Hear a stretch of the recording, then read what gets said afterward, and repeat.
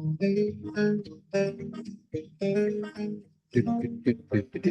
we go. My name's Todd. This is Cathy. Welcome back to another episode of Zen Parenting Radio. This is episode number 781.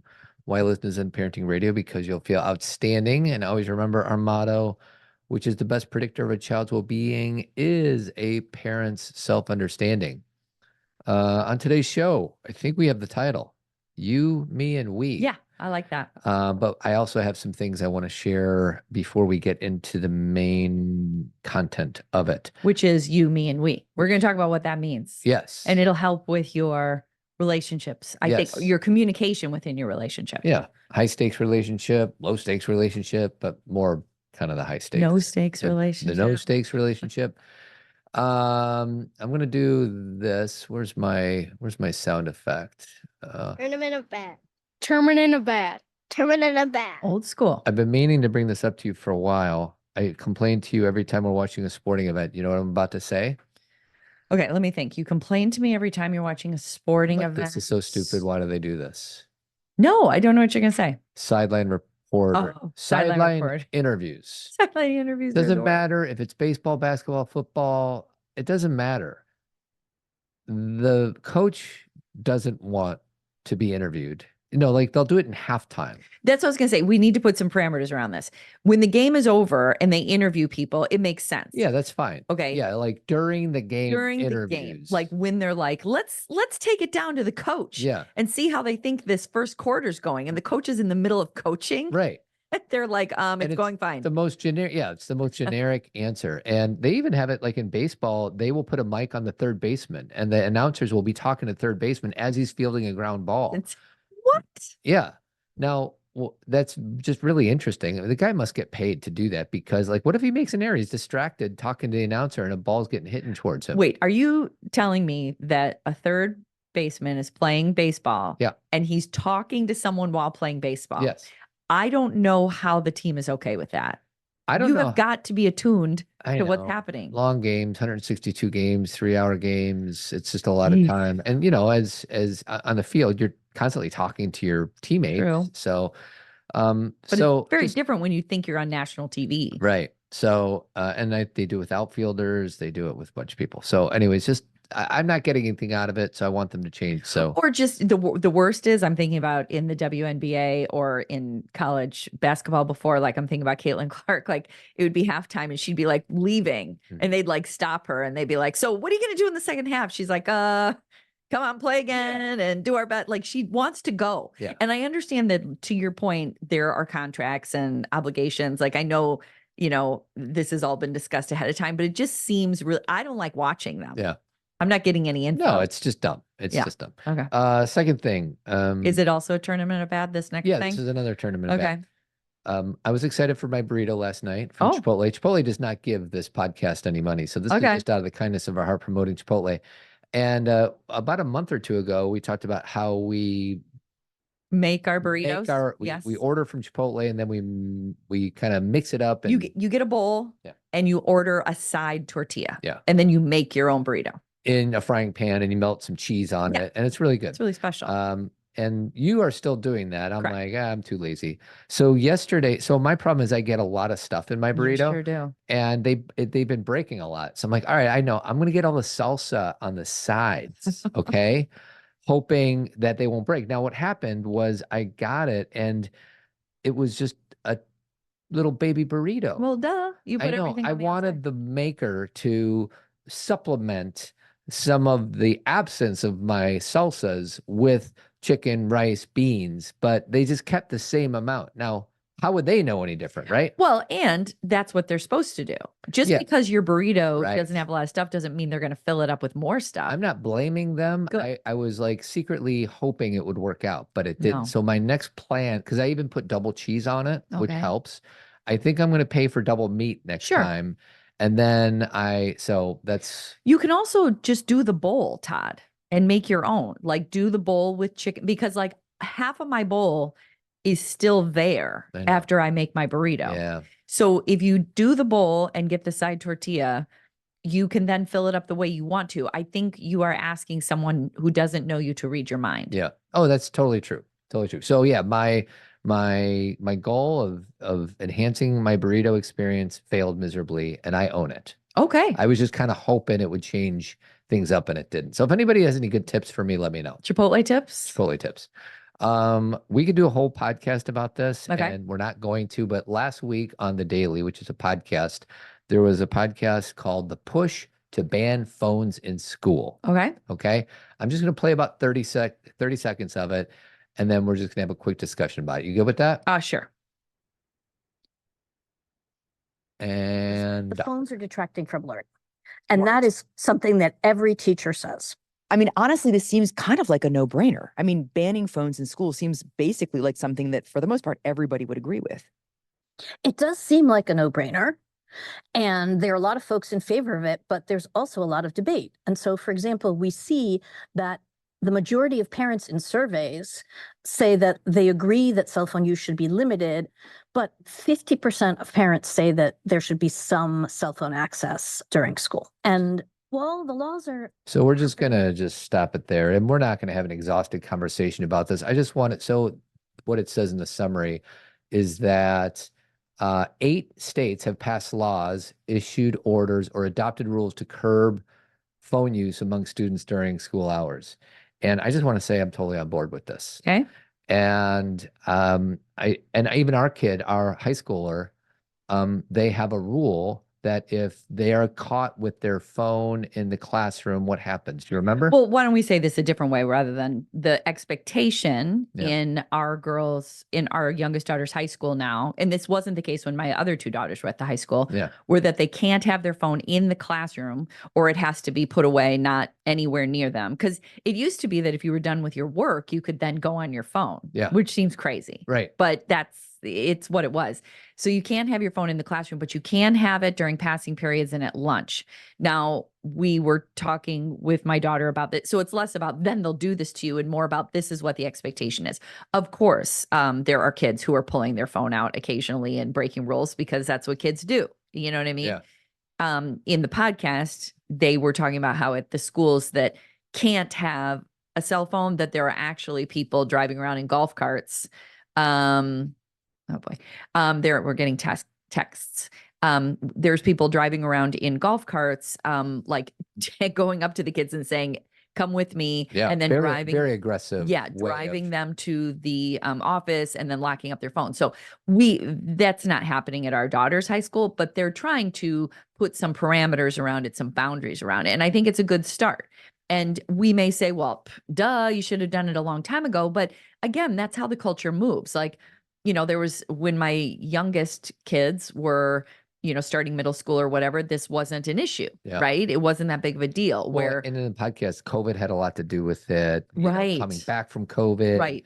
So I actually think it's pretty simple is the less cell phone availability at school, the better. Right. Well, and this is the thing. I'm an open, how do I say this? I am learning as we go because I'm not like angry, like I can't believe kids are having phones in school because I have been grateful that my kids have had phones in school occasionally. I had a daughter who had some school anxiety for a while, and I was glad she had a phone because that was a way that we communicated. I'm sorry to say this, but we live in a culture that has a lot of gun violence. And unfortunately, it's been an issue in schools. And to know that I have access to my kid, it may not solve anything, but there's something that feels comfortable to me. There is the part of my daughter, texting us and saying, and this doesn't happen all the time, everybody, so don't worry. But like, I forgot my lunch, or, we're trying to figure out where to drop off her car because we had to take it in or something. And it's just convenient. So I'm not saying it's right, but I'm just saying we have some convenience with being able to talk to our kids while they're in school. I'm not texting my daughter random things while she's in the middle of class. It's just a way of communicating if needed. Now, of course, parents will say, well, if you need to get them, call the office, they'll get a message. It's just not as convenient. But I like the idea, being a teacher myself, because I struggle with this with my college students. I like the idea of that in the classroom while you're learning, there's no phones. Yeah. That makes sense. And I don't know why that's not a rule everywhere. Yeah, that to me is kind of a no-brainer, but it just took us a while to get there. And I'm just wondering, why did it take us so long to get here? And it's not even universal. Like there's plenty of places right now where kids are supposed to be listening to their teacher doing their work and they're on their phones For sure. in the classroom. So Well, and here's the thing, like, I think that's, Todd, you and I have been talking about this lately because we've been having to organize a lot of things and manage things. And, there's a lot, people can talk about what should be done, but who's the person who's actually doing it? Mhm. That's a completely different thing. You have to have somebody who leads, who knows how to talk to people and communicate what the plan is and why. You have to have someone who's willing to research the data. And, there's more there than just, why didn't they get it done? It's like, it's a bureaucracy. Yeah. Schools are. Yeah. And that tough it's to just, get anything done. it is Yeah, I get it. because it's hard to come to agreement. So, but I think where you are is you're glad something's happening. For sure. For Yeah. sure. All right. So before we get into you, me, and we, we are having a Zen Talk / Zen Parenting Radio podcast thing happening on Friday. Oh, that's this Friday? Right. So the podcast listeners are going to be able to hear this next week. We may or may not be making a big announcement on some upcoming Zen parenting news. But if you're on Team Zen, you're going to be on with Cathy and I. It's really funny. This is a text from Duffy and he's saying he can't do Friday. Oh my goodness. I know. It literally just came in as you started talking. That's hilarious. Well, hold off on John Duffy coming. Yeah, on Friday. he literally just texted and had said, "Hey, he's going to be. Can I bump?" So yeah. So anyway, we don't need to read you. I'm so glad that you. I'm so glad that you read that. Yeah. Though. Well, you know what happens, Todd, and I don't think this is a good thing.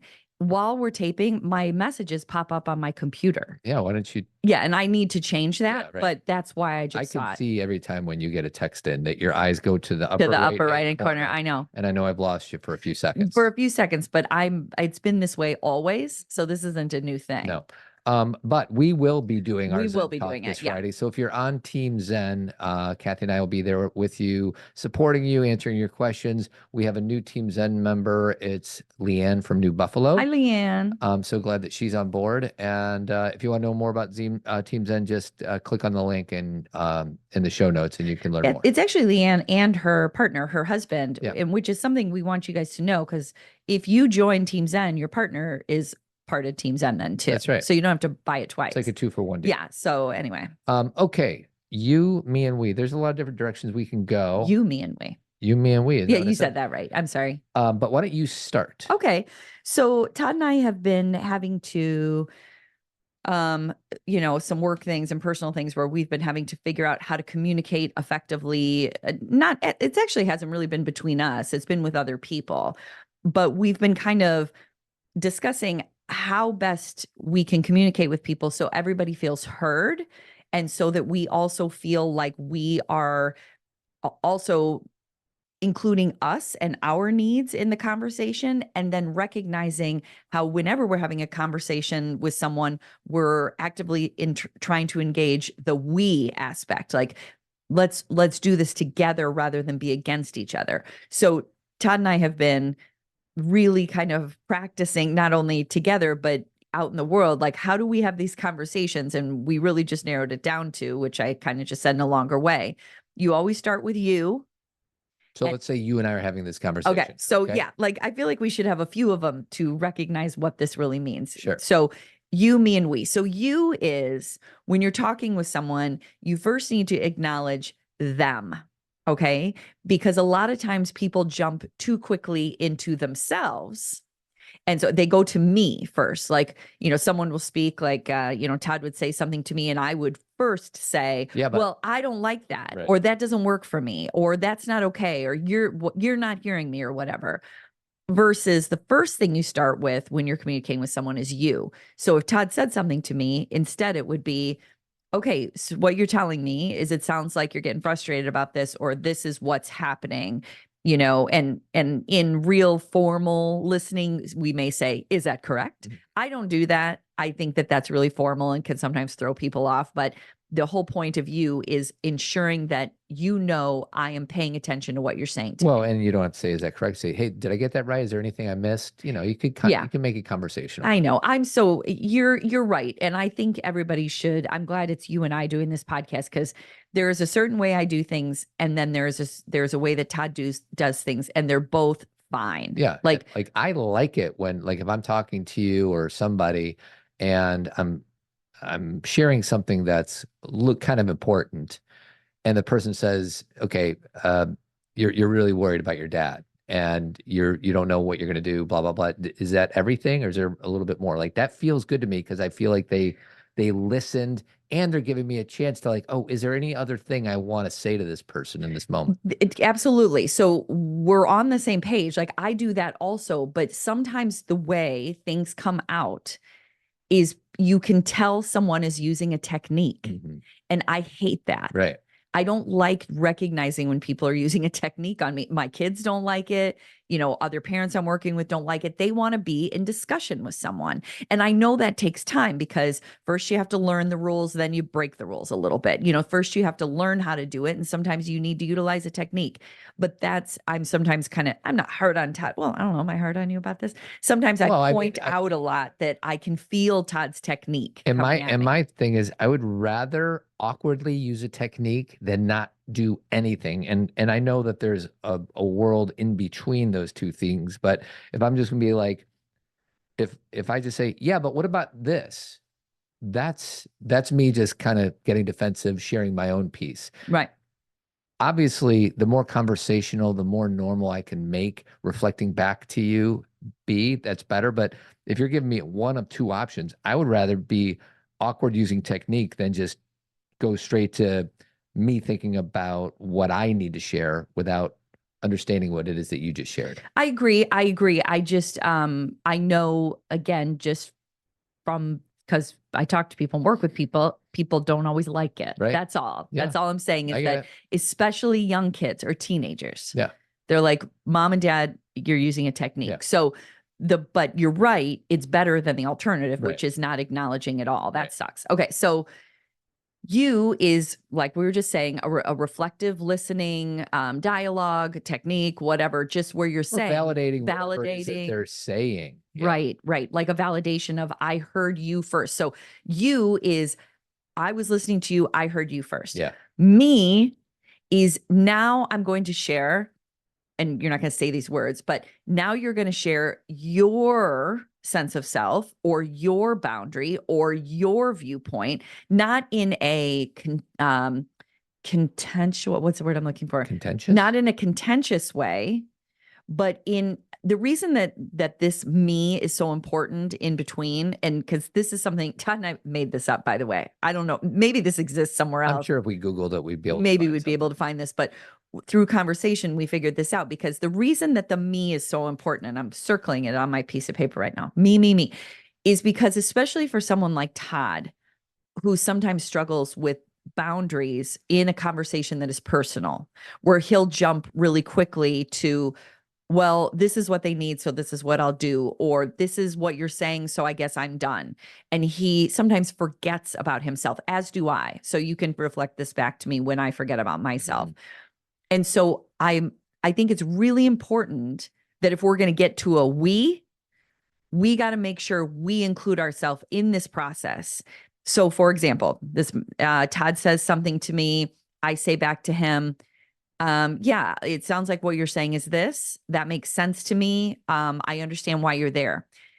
And then the me, I would say, where I am is I am experiencing something similar to you, but I'm also a little worried about this other thing. And I'm not hearing you talk about it as much. And so I want to make sure this is a big part of it as well. So I'm bringing in my need or what I'm seeing on side by side with what you need. And then the next step is we become a we, Yeah. where it's like, now that I heard you and now that you know me, we do this together. Yeah. Okay, go ahead. And so the reason this is on the forefront is I have a dad who's 84 years old who is getting older and needs more support. So I've been having some conversations with my siblings and with Cathy and with Our kids. Mm-hmm. And it's and dealing with aging parents rattles my cage. Mhm. And I think it rattles it's sad, it's hard, it's difficult. Meanwhile, we're trying to tend to our own needs and tend to our kids' needs and our rabbits' needs and our work needs. Our work needs. So I feel like And the reason Todd says about our rabbit is also elderly and in the process of failing as well. Yeah, right. So she's on our mind because she is struggling too, which I know for some people it's like, well, humans versus pets. And it's like pets, she's a big part of our family. Sure. So that's why he said that, because people be like, your rabbits need. Yeah. And like, it's just when, my mom passed away, 10 years ago? 10 years ago, yes. Your parents passed away in the last 5 or 6 years. Within this, like my mom 2 years ago, my dad 7 years ago. And this part of, the reason it sucks is because we love these people so much. And then to see them decline, it's like everything that lives dies. And whether we're talking about a rabbit or a dog or a flower or a person, but the closer they are to us, parents, it gets everybody on edge. Yeah. Including me. Like, this is really hard. I did yoga this morning and I couldn't stop thinking about my dad. I know. The whole time. I didn't want to think about my dad, and I was thinking about my dad the entire time. And I think this tool that Cathy's presenting, you, me, and we, as I navigate things directly with my dad, with my siblings, with you, if I can keep in mind the you, me, we philosophy, because, caring for an elderly parent, there is a we, like, hey, we're all on the same team here. So how do we do this so that we're not really making it harder than it already is? Correct. And that's the thing, is like we have to take responsibility for our own emotions around something that's really difficult. It doesn't mean we don't have the emotions. It means we have to take responsibility for them, and we have to, regulate. We have to have our moments and our breakdowns and everything, but not hurt each other in the process. Because, it's like when families, I can't even imagine, like my family's pretty small, your family's pretty small. Can you imagine, like, if you have 10 siblings and you're trying to get everyone on board? I know the sisters, Michelle and Lauren, I know they have like kind of a big family. And when their mom was, we've had them on the show before. And when their mom was dying, she had dementia like my mom did. And they actually said in the end, it was good because there was so much help. They needed everybody.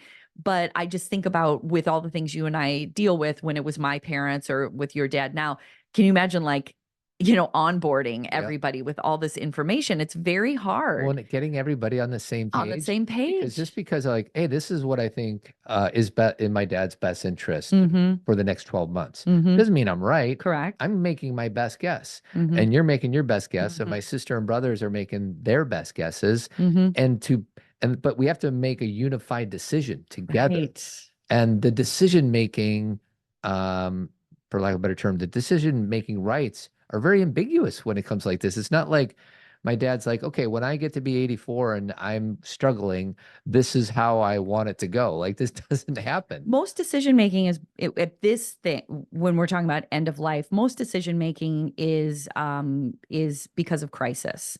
So decision making is you hope that someone has done due diligence when it comes to things like a trust or a will or discussion about their desires or wants, or all of that has been done ahead of time.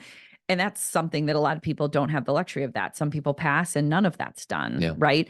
But you hope that there has been a little bit of decision making, but then end of life care or aging elderly care is born of crisis. So you do something until you can't do it anymore. Right. And that means that there is a lot of surprise, and there is a lot of high emotions and stress. High stress, exhaustion, uncertainty. Yeah. It's funny, it's hard to even think about anymore, but about my dad, when he was sick for so long that, like Todd said, he was in yoga today thinking about his dad. The amount of brain space my dad took up for almost 2 decades, and not negative brain space, but concern, uncertainty, unsure what the next day would be like, worry, it goes back so far that I didn't think I was hoping he'd make it to our wedding. Then I was hoping he would meet my first daughter. I was hoping he'd meet, I never knew if he would be around. And so the amount of brain space that he took up, I think a lot of the grief that I experienced with him, it was very different than with my mom, both heartbreaking, but my dad's was so ongoing that it was so much. And it's just interesting to hear you say that, like, when you said you were thinking about him all during yoga, I'm like, I didn't want to be like, oh, I can relate, but I really understand. Like you're trying to figure something out that you can't figure out. Yeah. I actually, just a little, connecting it to my book. There was someone writing something about my book where they were trying to come up with something about how to describe my book. And somebody wrote, this book is about how to, navigate teen lives and find certainty. And I was like, absolutely not. That is not what I write about at all. What Todd and I talk about when it comes to elderly care or teenagers or whatever is navigating uncertainty. There is no certainty. We don't know what's going to happen with your dad. No. We don't know how this is going to unfold. What we have to be able to do is regulate ourselves in the process and put our best foot forward every time something presents itself. It doesn't do us any good to be like, we should have done this, we should have done that, because we're doing the best we can in the moment. And it's not always pretty. Like one of my girlfriends right now, I'm sending her good vibes. My friend Amy, her mom is in hospice right now, and she's in this middle place right now where it's a weird place of where you're like, it's weird to wish for someone to pass when they're this close because you want them here, but they're also, it's, Quality of life. Quality of life. And she's in that place, and you are, I was just telling her through text, I'm like, it's really a weird time. And your dad's not there. Your dad is like an elderly care right now. He's just struggling a bit. But there's no way to do it right. Mm-hmm. It's inherently messy. And our goal is to tolerate that, not to do it all perfect. Right. Does that make sense? Totally. Good. So slight pivot. Okay. We didn't do we, by the way. Oh, yeah, you did. Did we? You did. What did I say? I don't remember. I don't remember exactly what the words were, but do you want me to finish? Yeah, we, go ahead. And then you, and then you move to the next thing. So we talked about you is validating and listening to the other person first. The me is here's my perspective on it. And the we is now let's come together and do this together. We're on the same team. We're on the same team. If we may have little arguments here and there or disagreements or discussions. That's part of the process. Again, that's healthy. What we call healthy conflict is let's figure out the best way.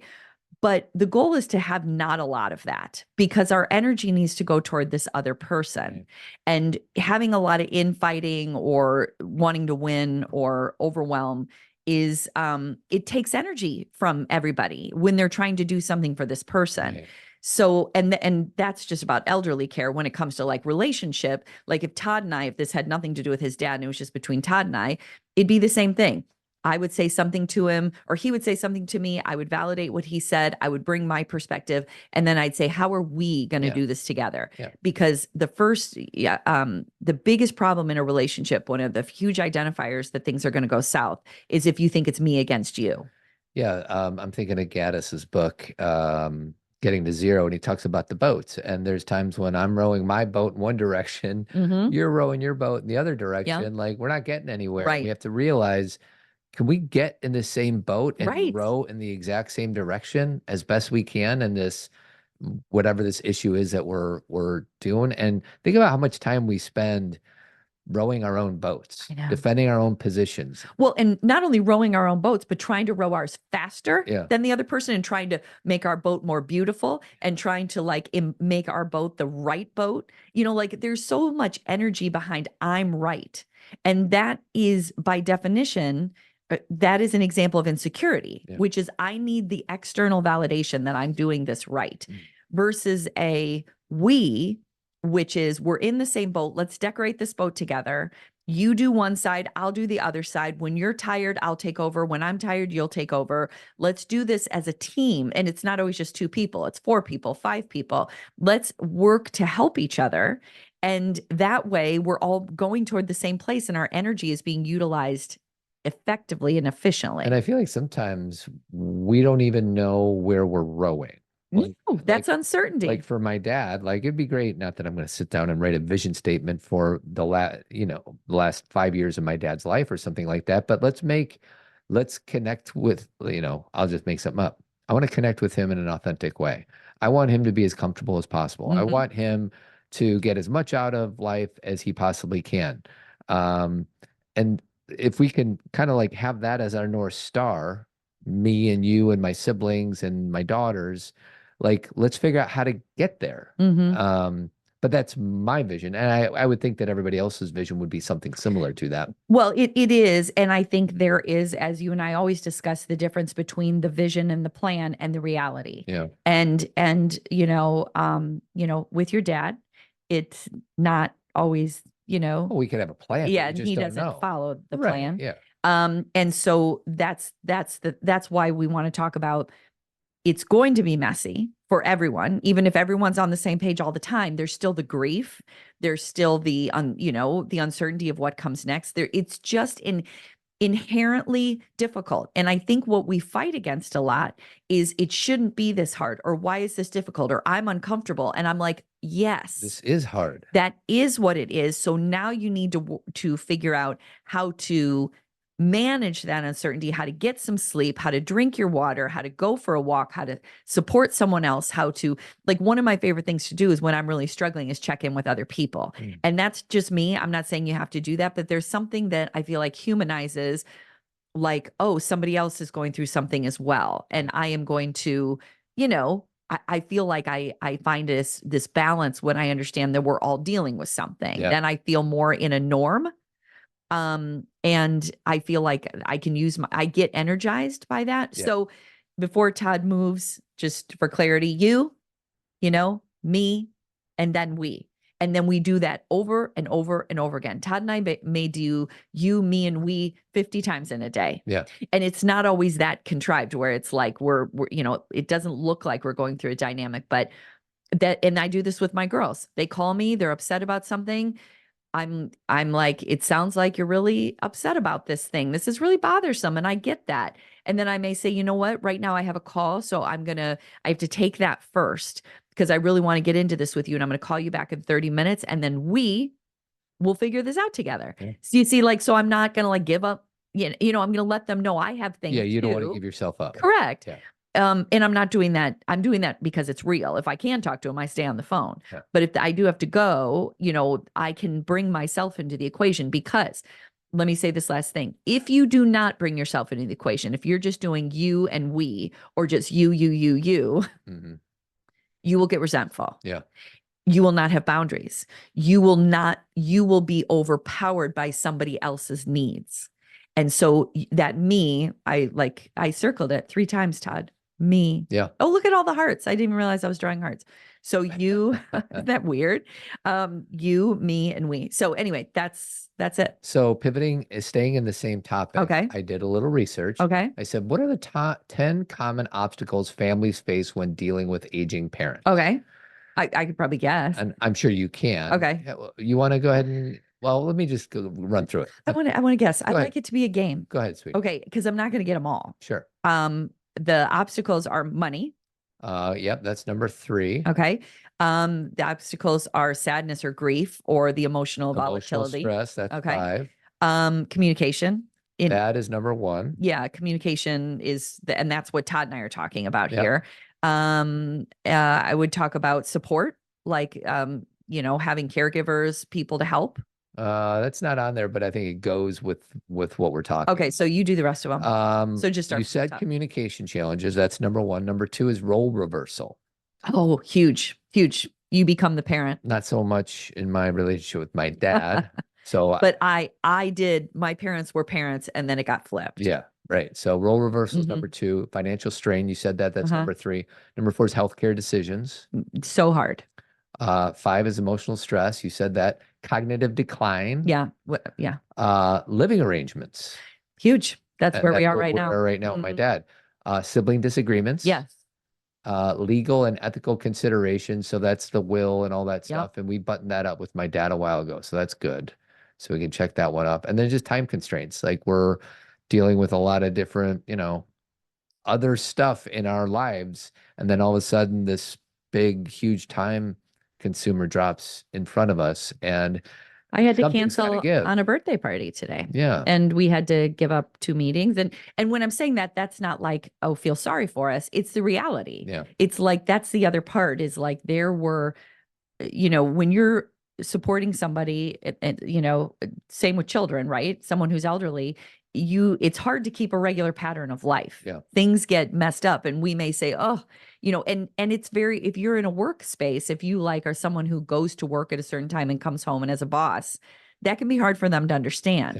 Yeah. These are things that's a blessing we have, is that it sucks to cancel things, but at least we are in charge of that. Well, and I want to jump to the third one, financial strain. The Yeah. problem is, you know, to put my dad in an assisted living facility, I don't know what it costs, but when I asked my friend Kevin what it cost when he put his mom in a place, it was $6,000 a month.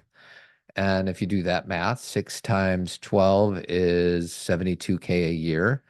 And I don't know if my dad's going to live for a year or 15 years, but he has a limited supply of money, and we're not quite sure how do we make decisions with this huge variable that we don't know how long we're going to need to do this thing for.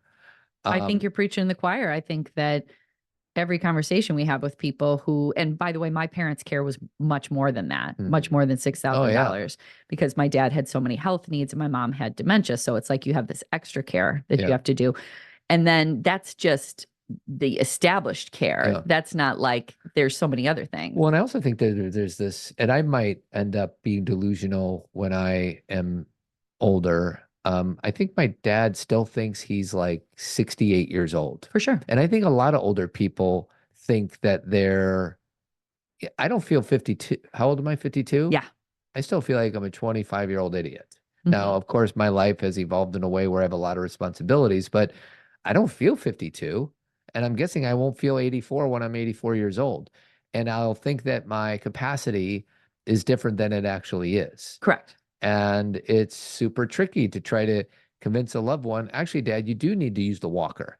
I'm like, how come you're not using the walker? He's like, I forgot about it. I'm like, well, quit forgetting about it. Use it. Meanwhile, he's hanging clothes off of it, not using it. You know, it's just stuff like that. It's really well, and this is really important, is talking about dignity, okay, which is really important to me as far as when caregiving with my children and also with my parents. It was a really big thing. Is as kids, we don't just come in and start bossing our parents around and saying, you know, this is what you're going to do, and now you're going to do this. Like, the role reversal doesn't become where then we get to overpower them. I don't think that is great.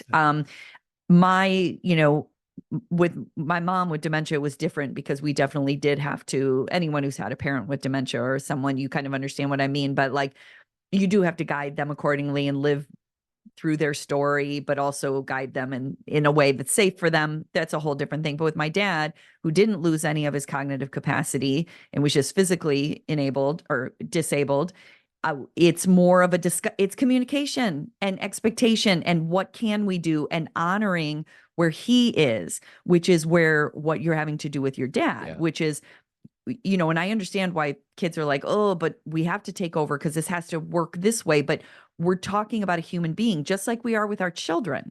Yeah. You know, like we don't get to force our children to do things either. And again, this is why we started by saying change is born out of crisis, because there are points with my dad where there was a crisis and then we did have to do something that was a little more significant. Same with your dad. Yeah. He doesn't want to use that walker, but the next time he falls, he's going to need that walker. Yeah. And that changes the whole dynamic with him. So I dislike that we wait around for crisis. I know. But how else do you do this in a way? You know, I'd like to button it up and make it all clean and clear, but I just don't think that's how humans work. I don't think so either. And there's really there's probably books out there right now, you know, I think I've read them.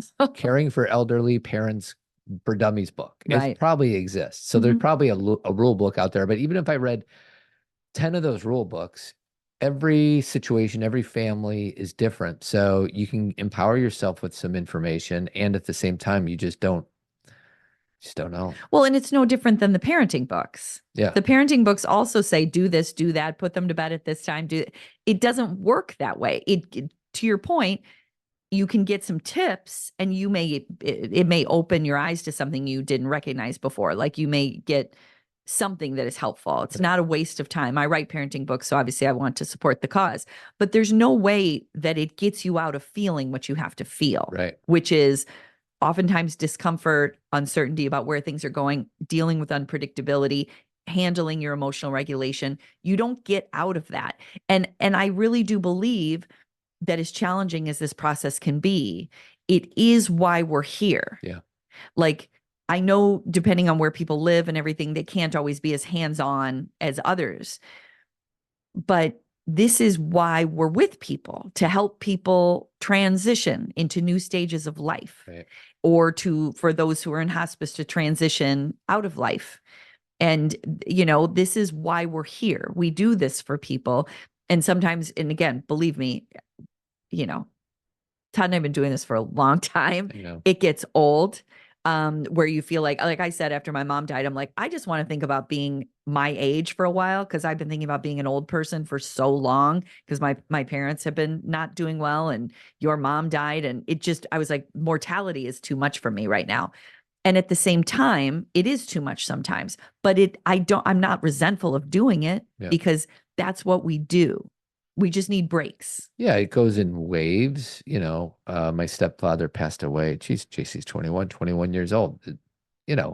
Like, he was too young, by the way. I'm waiting for people to be like, oh yeah, I had a wonderful experience with the transition of my parent after, as they aged and died. Like, it's almost always messy. Always. I mean, our experiences have been. We know that, you always tell the Jonathan Brandmeier story. Yeah. Anybody who's from Chicago may know who Brandmeier is, but that his dad died in his chair watching TV. Yeah. And was like fine, and then wasn't. And then took a nap and died. But that's not very typical. That's not very typical. And it's just not easy. And I'm feeling it in my body. I feel stressed. And I know, buckle up. Buckle up. And buckle up. And also, when you are relaxing and having those moments, take them. Yeah. It is why, I was, talking to you about grief therapy, and I needed to have a therapist while I was going through these things, because she would remind me, okay, when you're home, be home, do the home thing. Don't feel, because I would sometimes go sit with my mom for 2 hours, 3 hours. She's like, why are you doing it for so long? Like, maybe cut. You know what I mean? She's like, you got to take some time so you're ready to come back the next day. You've got to your battery. Be with your kids or your rabbit or your husband, so you are able to do this. Like, you have to take care of yourself in the process. And again, it's so similar to parenting in the self-care world. Yeah. And we can't do it for our parents. Our parents have to walk this road. We support them in walking the road. Your dad is the one going through this. Yeah, right. You're just helping him. Yeah. So you got to keep that separation, rather than, this is my dad going through this. It's me. It's not about you. Mm-hmm. It's him. Yeah. And, that's what I would hope is my kids. I would be devastated if my kids' lives were completely upended and they had nothing for themselves and they were only taking care of me. Yeah. I would be like that. And maybe there'll be moments of that for whatever crisis situation, but I know my parents wanted to make sure that we had a balance, and I know your dad does too. Yeah, no doubt. Any parting thoughts before we close shop? No, I don't think so. Oh, yeah. One thing, you were just saying how Richie, your stepfather, died, and he was 59. And I remember Todd and I were young. And so we definitely knew he was kind of young, but I didn't realize how young he was. Older we get, the younger he was. And Todd and I are right now, we just started the documentary on HBO about The Sopranos. It's called Wise Guy. And it's about David Chase and The Sopranos. And it's kind of a good, we only got about 40 minutes into it last night, but it kind of gives you a good idea of why people were cast and why David Chase wrote The Sopranos. But Gandolfini died at 51, Todd. That's crazy. 51. Yeah. I mean, he hadn't even begun. Right. He had just started. And it just, this whole mortality thing, it is a reminder, as stressful as it can feel and uncomfortable. And, maybe we'll do another show about death. We've done a few of them before. Sure. But to me, it's a very empowering reminder to live your life and to do things that are fun and enjoyable, and to appreciate moments, and to not get caught up in stupid shit. Sorry, I know I'm not supposed to swear. Rule breaker. But do not get caught up in things like that, you guys. You have this limited time. And life is difficult and you can't get away from that. But when you're having a joyful moment, have it. Yeah. If you're spacing out while drinking coffee, enjoy it. If you are laughing at something stupid, or you love The Bachelorette, or you love The Secrets of Mormon Wives, or you love, driving around in your car and listening to music, do it, because this is it. You know what I mean? Like, we're having our experience right now. This is our time. And it's a reminder. This is not about, so find the right career and blah, blah, blah. I'm not talking about those kind of strategies. I'm just talking about every, moments. Enjoy it. Like right now, I'm having a good time doing this podcast with you. Are you? So yeah, people ask us all the time, when are you, is this, I want a new drug? Hold on. This is the Okay. video. It starts out with this. Huey had good video. Good. Oh, if this is it. He's walking on the beach in his red shirt. Oh, I remember this video. Yeah. Sure. I've been phoning a night and morning. I heard you say, tell him I'm not home. Now you're confessing, but I'm still guessing. I've been your fool. So I don't know if this song fits perfectly. I know, sweetie, but you just said if this is it. I know, but it's just about such a different topic. Oh, what's it about? That's what this song is about. If they're together, he's saying, if we're done, please let me know. If we're breaking up, it's about love. It's so funny. You just said, you should have said, if this is it, please let me know, because that's the line, right? If this is it, Please let me know. Yeah, I did. I actually said the line. Okay. In closing. Well, I was finishing on something when Oh, you sorry, go ahead, turned the babe. song on. I was saying that people always say, how long are you going to do this podcast? Oh, They always like, we've been doing it 14 years. When are you guys gonna be done with the podcast? And that is a very uncertain thing, because I have no plans to be done with this podcast. yeah. Because we do it. We just do it. Meaning, like, it's not work. It's like we just come down and do a podcast, and we love it that lots of people listen. Hello, thank you. But it's not contingent on whether or not, when Todd and I started this, no one was giving us anything. No. Were they? Was Jeremy part of it Jeremy at the Kraft, beginning? Episode 1. Jeremy Kraft. So Jeremy has been with us for 14 years. That's insane. And if you live in Chicago and you need something done in your house, painting, remodeling, inside, outside, whatever, give him a call, 630-956-1800, Thank you, Jeremy. avidco.net. And then we're going to do Zen Talk this Friday, either with or without John Duffy. Join us. And then we might have an announcement next Tuesday. Yes. So stay tuned for that. Okay. Keep trucking.